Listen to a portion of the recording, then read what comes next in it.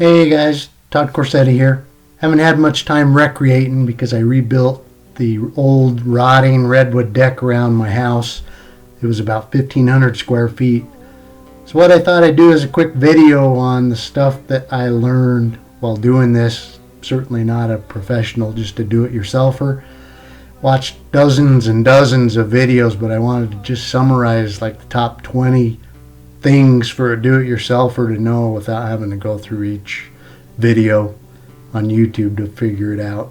Some of them are obvious, some not so much, so this will at least give you an idea of what to go through, and then there's lots of videos out in the world to find out exactly how to do it, so this video doesn't talk about specifically how-tos.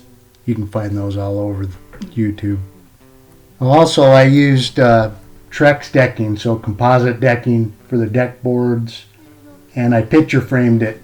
So this kind of includes details on picture framing, but these 20 so tips apply to pretty much all composite decking, I would imagine. First thing is pressure treated lumber. I always use pressure treated lumber, and there's ground contact versus just regular pressure treated lumber. You can find both. I think ground contact is the stuff to get, but during this pandemic wasn't always easy, so I had to take what I could get, but I'd get the ground contact if available, but certainly you got to use pressure treated lumber for all joists, ledger, bracing. Number two, make sure that you use fasteners for pressure treated lumber. Screws or nails, that's still a debate. I like screws better, but you can find lots of information on YouTube about that. But you got to use screws or nails, hot galvanized nails, or coated screws for pressure treated lumber so they don't corrode. Next is joist tape. Make sure that you use the official deck joist tape along the tops of the joists. I know with my old redwood deck, the deck boards were still in reasonable shape, but the joists were rotted out. Where the nails go into the wood, the top of the wood, water just soaks into that, and that's the first thing to go. So make sure you use joist tape. Number 4, I think, is metal flashing for the ledger. Again, this old redwood deck didn't have flashing, water got there, so most of those were rotted, had to be replaced. With an existing deck or a replacement, I was able to get some L-shaped metal flashing, get it up underneath the siding and then over the ledger to keep the water off of there. And that was above the joist tape that I put along the top of the ledger, and it's also sealed against the house to keep moisture from getting back there. Number 5, build yourself some spacer tools. I was able to build these in the video. The 1 gallon stir sticks for 1 gallon paint are 1/8 inch thick, and the 5 gallon stir stick for 5 gallon paint buckets is 1/4 inch. So I was able to build these along with 3/4 and 1 inch pieces of wood, so I could easily just do spacing, drop them at the end of the boards for 1/8 inch spacing, sides of the boards for 1/4 inch spacing, etc. And it was pretty handy and a big time saver. Also, speaking of spacing, make sure you follow the composite deck spacing recommendations for the ends and the sides. Boy, the boards really get hot in the sun and they expand and contract a lot. So Trex, I believe 1/8 inch board end to end, 1/4 inch between boards. Number 7, depending on how you count, when you cut the pressure treated lumber, you basically cut that pressure treated material, chemical, off the board, so they're vulnerable to rot, the board end. So they make some board end treatments or at least some oil-based stain over anything you cut to try and extend the life of the boards. Also, if you reuse any, like a ledger board or any of the joist boards or anything for bracing or something, make sure you oil-based stain those to extend the life.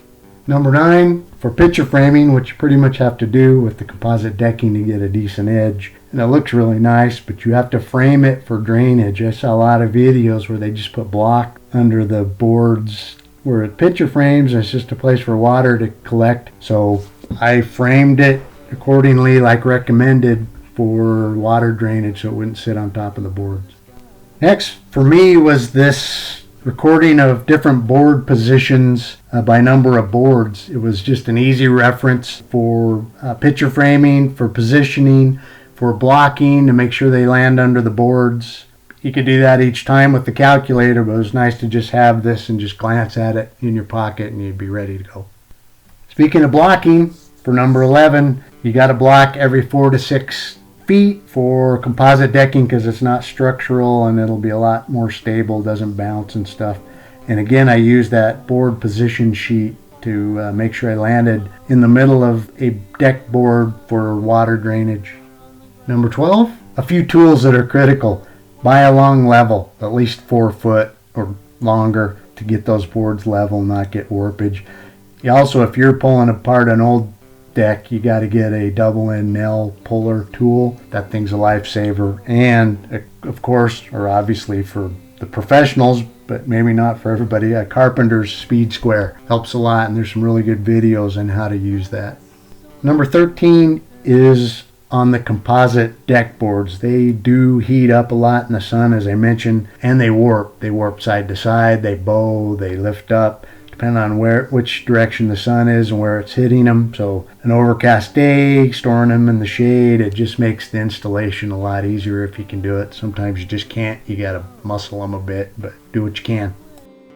Next, I use 2x6 pressure treated lumber for the joists and ledger and blocking, and I guess I didn't realize, maybe this is obvious to people, certainly to the pros, but man, a 2x6 can vary by a 1/4 inch or more. So you got to sort accordingly or you're going to end up with waves in your deck. Number 15 is the hidden fasteners. What I use, they saved a lot of time, but make sure that you put them in, I would say, perpendicular to the joists. If they're tilted one side or the other, then it really makes getting those boards in smoothly, especially if they've warped in the sun, makes it more difficult. So put them in straight, and sometimes they don't necessarily just ease into that little groove. You got to push them in a little bit. I used just a rubber mallet to tap them in where they were a little tight. Another tip, get a water-based marker. Can't really use a Sharpie or a pencil on the composite deck, doesn't work that well, but I used a water-based black marker to mark all the cut lines, etc., and it worked really well and just washes off. Number 17, there's been big improvement in lag screws. I was used to the old stainless steel, put a washer on them, drill ahead of time. Now they have self-drilling washer head lag screws that make quick work of attaching ledgers to the house, etc. Don't split the wood. They're coated for pressure treated lumber. Really nice. One brand that I used was Spax, S-P-A-X. Worked really well. Tip number 18, be sure to trace your stair stringer on the fascia board before you hang them, or you'll be laying out another stringer. Number 19, as mentioned, the 2x6, 2x8, 2x4 lumber can vary over a 1/4 inch in height. So a hand planer, like the one shown in the video, makes quick work of flattening some of those spots if you didn't sort them perfectly to avoid waves in the deck. Finally, with all my old deck material, the rotted joists and the redwood boards, they're pretty beat up, pretty bad shape. I figured I had to make several runs to the dump. I just put an ad on Facebook for free wood and was inundated with people that just come haul it off, so it saves you time. You could advertise it just about anywhere. And that's a wrap. That's it. Just a bunch of tips to keep in mind when redoing a deck or building a deck. Again, a lot of these are obvious, especially to the professionals, but for the do-it-yourselfer like me, this is what I discovered. And although I'm not a pro, I am a mechanical engineer, so that helps. Please hit the subscribe button. Your support of this channel is really appreciated. Thanks.